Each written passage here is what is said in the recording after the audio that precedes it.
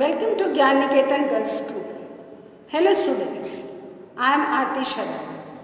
In my previous video, I dealt with the explanation of the first stanza of the Lake Isle of Innisfree, which is written by W.B. Yeats. Today, I am going to discuss the meaning of the second stanza. I shall have some peace there, for peace comes dropping slow, dropping from the waves of the morning to where the cricket sings.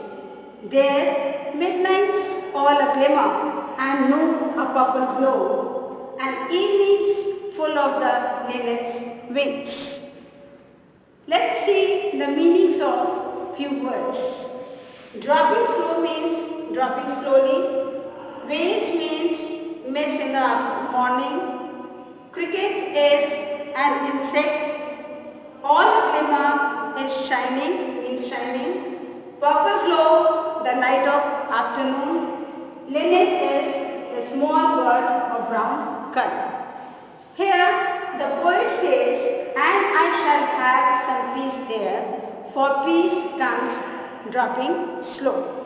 Here the poet says that he will have peace there, means he will go to Innisfree and he'll get peace of mind, because peace of mind can be slowly acquired by being near natural surrounding.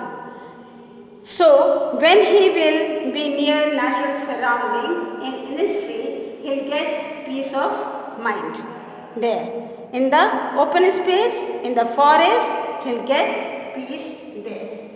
Then dropping from the waves of the morning to where the cricket sings. He means that here he refers to the waves of the morning. Waves of the morning as a metaphor for the fog, which could be seen in early morning, which one sees in the early morning, the mist all around. So there is, and in Innisfree, it is a watery place, so there is a likelihood that there is a lot of dew or mist. And the mist clears when the sun rises. When the sun rises, at that time the mist clears or it disappears. So according to the poet, peace falls slowly from the veils of the morning and then it spreads to where the cricket sings. This phrase, to where the cricket sings, indicates a peaceful place where one can hear the vibrant sounds of nature, such as songs of the cricket.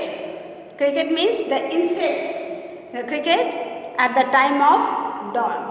So early in the morning he can hear the sound of cricket when the sky becomes clear.